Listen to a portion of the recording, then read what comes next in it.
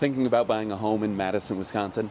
In this video, I'm going to give you the 11 things that are necessary for you to be ready when it comes to purchasing your home. Whether you're downsizing, whether you're looking to move up to that dream home, or you're a first-time home buyer, these 11 things will help you gain the best advantage when it comes to purchasing a home in Madison, Wisconsin. Let me preface this video by saying that when I say that there are 11 things to do, it doesn't mean that you should rank those 1 through 11. It means that all 11 are very important, and these are what's going to give you the advantage. We're going to be talking to 3 specific groups of people today: the first-time home buyer, the move-up buyer, and the downsizer. Let's see what each one of these has in common and what's different.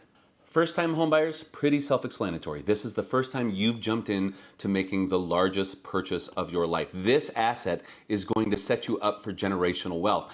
So if you have more questions than you think you need, you still don't have enough questions. That's the first-time homebuyer. The move-up buyer is someone who already has a home to sell in order to purchase their next home, probably looking for something a little bit larger, perhaps in a different city or a different school district. One thing to note that is especially crucial for both the move-up buyer and the downsizer is this: if you have a home to sell, you'll want to make sure that part of your plan is knowing exactly what you're going to do so you don't have to have a home sale contingency. And finally, people looking to downsize are those who probably have too much house. They either have children who have left the nest, or they bought something big 10, 15 years ago and they just don't have any need for it. Also, you have people who have lots of land or lots of green space, lots to take care of, and they don't want to anymore. So they're probably looking to move to either a condo situation, a townhome situation, or something just much smaller, closer into the urban areas. All of this starts with a plan. What is your plan? Are you thinking that you want to get out of your lease by next August? Or maybe it's the end of July next year, and so you're looking to purchase by then? Or are you thinking that you need to find something within the next 2 to 3 months?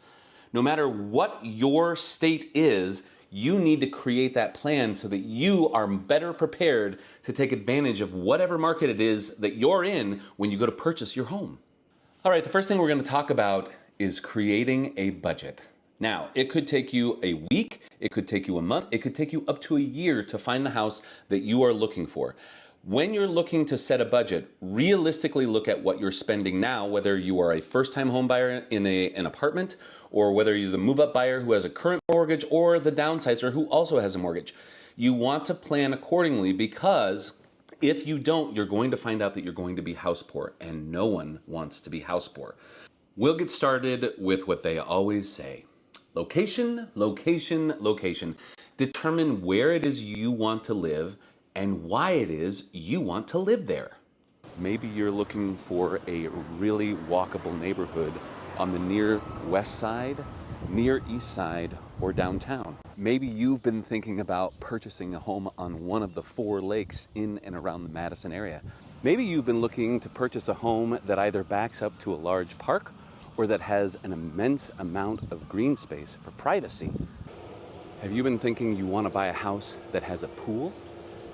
As you can see, there are many different places to choose from when it comes to living in Madison, Wisconsin, and location is going to be key when you're looking at, do you need to be close to work? Do you like to be closer to things where you can walk and where you can enjoy? Do you like to be close to the airport because you're going to be traveling a great deal and the Madison airport is going to be basically your home base for a number of years? Each one of these things is important to consider. Maybe you need to be close to both work and play because you need to make sure that you have an outlet. I'll tell you a little anecdote that I have, and that is I have a professor who's coming in to teach at the university. And lots of times when I have professors, they're always looking to be on the near west side, whether it be University Heights, Westmoreland, Dudgeon Monroe. They're always looking in these areas because it means that they'll be really close to work, but also it's a really walkable neighborhood. And so all of a sudden you get the best of both worlds, and that's why people want to live there. You also have professors who don't make the average price of a home, and that means that they can't afford really to buy a home that's $850,000 right away. I'm not saying that this is all professors, I'm saying some. This professor in particular had come out to visit and fell in love with the Near East Side, but all of her cohorts were saying, you should buy something on the Near West Side so that you're closer to your lab, that you're closer to this, you're closer to that, and that way you don't have to worry too much about it. You could take the bus, you could ride your bike, you could probably even walk from certain places. But when it came down to it, the neighborhood she felt most comfortable in was on the Near East Side. We talked for over an hour. She was located out in Cambridge, Massachusetts, and she really needed to find a home within a month. We got on the phone and started going over all of the active homes. Some were on the Near West Side, some were on the Near East Side, and we honed in on one particular property that turned out to be perfect. She lived in this really old, classic historical building in Cambridge, Massachusetts, and she wanted something that was a little bit newer, that she didn't have so much maintenance to decide upon, to deal with. She just wanted something that was a little bit newer, but we found it in a really well-established neighborhood that's been there forever and is starting to pop up with all these great restaurants and cafes and breweries. Guess what? She moved in just about a week or two ago. She absolutely loves it. So location is key, but also talking with someone who knows all of these locations, whether you're a first-time home buyer or a downsizer, means talking to me and asking all the right questions and giving me all the information so I can help you determine which location I think might be best. Now we move on to finding a local mortgage lender that you like. Interview 2 or 3 people. Get a recommendation from friends or from families. Your local mortgage lender is going to be right by your side, and they're going to be offering you lots of different loan programs that they think will work best given your situation. Are you looking to be in your home for 3 years, 5 years, 7 years? Maybe an ARM loan is the best product. Are you looking to be there for a long period of time? Then probably the 30-year fixed or the 15-year fixed, if it's at a great rate, would be something you like. For the first-time home buyer, you're thinking about, are there any down payment assistance programs? And yes, the city of Madison has one if you live right in the city of Madison proper, as long as you meet the income requirements and take a class. The other thing they're going to walk you through is, for those of you who are looking to go into the move-up house or who are downsizing, they're going to talk you through you being able to write an offer on your next home without a home sale contingency. So your current home, as long as you have the equity, which you probably do given how much prices have gone up, then what they do is walk you through getting either a home equity line of credit or doing a bridge loan, not a lot of those going on right now, or a bridge loan. And that helps you so that you have the cash, and then you just pay it back once you've sold your home within 30 to 60 days after you close on your new home. You can see a mortgage lender is going to be one of the essential parts of you figuring out all of the steps when it comes to purchasing your home. Next on your list is finding a great realtor. A great realtor is going to be your trusted confidant. He's going to be your psychiatrist, and he's also going to be your fiduciary and the person negotiating on your behalf. So you want to make sure that you have hired one that has great experience. One of the things that I hate hearing from clients who I've worked with is that when they start their home search, they haven't even created a plan. They see a home they love on, say, Zillow, Redfin, Realtor.com, Trulia, whatever it might be, and they hit that contact agent button. What that does is it goes to someone who is paid for advertising in specific zip codes. And so when you hit that contact agent button question, you're getting whomever is on the other line. And that could be somebody who has 2 weeks of experience and is just there to answer a phone and has no idea what you're talking about. It could be someone that has 10 years of experience and could be very, very useful or very helpful. Chances are you are not getting the right representation if you're just going on and hitting that contact agent button. That is not having a plan. Your plan is to talk with your friends, talk with your family, talk with your lender, talk with all of those people to see whom they used in order to help buy their home, and then reach out to that person. Hopefully it's me, but if it's not, I totally understand. You want to work with someone that you're really comfortable with, because you're going to be dealing with a lot of comfortable and uncomfortable conversations with that person, and they're going to be guiding you through, helping you navigate the waters of the Madison market, which can be extremely tricky. That leads us into knowing the market. Ask all of the questions. Even if you want to put it into ChatGPT, what questions should I ask my buyer's agent about the current market so that I am well prepared? This is a great idea. You want to know, in the specific neighborhoods you're looking at, what the average days on market are, what the average price is. You might want to also look at the median price and the median days on market, but average actually gives you a really good clue as to what you will be spending when looking in specific neighborhoods. You also want to see how many listings are currently active, how many listings have currently sold. List to sale price ratio. This is sometimes confusing, but what it means is your realtor should be able to tell you exactly how much more on average homes are selling for than the list price. And if that's 3 or 4% more, then you know. The other thing is you're looking to find out in the specific neighborhoods that you're looking at, which might be 2 or 3, it could be 5 or 6. How many offers are there? Are there competitive offers? Do you have to deal with escalation clauses? Maybe you're dealing with a inspection forgiveness of defects, whatever it might be. Please understand the market well enough after talking to your realtor, because this is going to make or break how you start to think and react when writing offers. Okay, we've created the plan, we have set up a budget, talked to our local mortgage lender, we've talked to a realtor, we know all about the market, or as much as we can possibly find out. Here's one thing you do not want to do. Do not make any large purchases. Don't go out and buy a boat.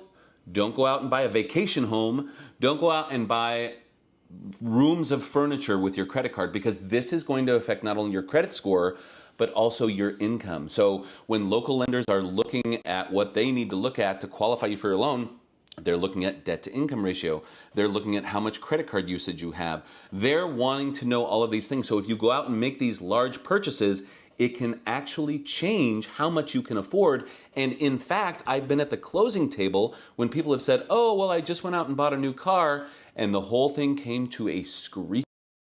No cars, no boats, no homes full of furniture until after you have closed. The good news is once you go from contract to close is only about 30 to 45 days, so hopefully you can wait. Moving on to upfront costs. This is a really good question to ask anyone when you're looking to buy a home, whether you're a first-time home buyer, a move-up buyer, or a downsizer. The upfront costs are going to be inspections, appraisals, any testing that you might want to do, whether it be mold testing, radon testing, lead testing, things like that. And then also if you need to do a survey of the property. So let's say you're buying a large piece of land and they don't have an actual certified survey map, it's something that you may want to get. So these are your upfront costs. Now, your average inspection on your average home in the Madison area is around $500. I would say the average appraisal is around $400 to $500 in the Madison area. A survey really just depends on how much you have to survey. And then testing can range anywhere from $130 for radon testing all the way up to maybe $500 for mold testing. Just know that there are those upfront costs, and the two that we see the most would be for both inspections and appraisals. Moving on to homeowners insurance. Homeowners insurance is something that you absolutely must have when you have a mortgage on a property. Even if you don't have a mortgage on a property, you still want homeowners insurance, because guess what? If you don't have that insurance and the day you close on that property, because you pay cash and you don't need insurance, your basement floods and then all of a sudden you're not covered. You can't go back afterwards once you got the insurance. So just make sure that you're talking to a local insurance provider. And why do I say local? Because I think it's a really good idea to be dealing with people who are right here and who you can get a hold of. You have their cell phone number. You can text them. Communication is key when things start to go wrong. And also with your local insurance provider, you can bundle your car, your house, your boat, whatever you need to bundle, you can bundle with this person and oftentimes save money. But know that insurance is required if you're getting a mortgage, should be required even if you're not getting a mortgage. Just know that you should do it, because I've seen people not do it and be in trouble. While we're on the topic of upfront costs and insurance, let's talk about the next item, which is having that rainy day fund. Owning a home is a huge responsibility, and along with that comes maintenance. I have been telling my clients for the 20 years that I've been helping people buy homes that probably what you want to do is put together 1 to 2% every year of what your home is currently worth.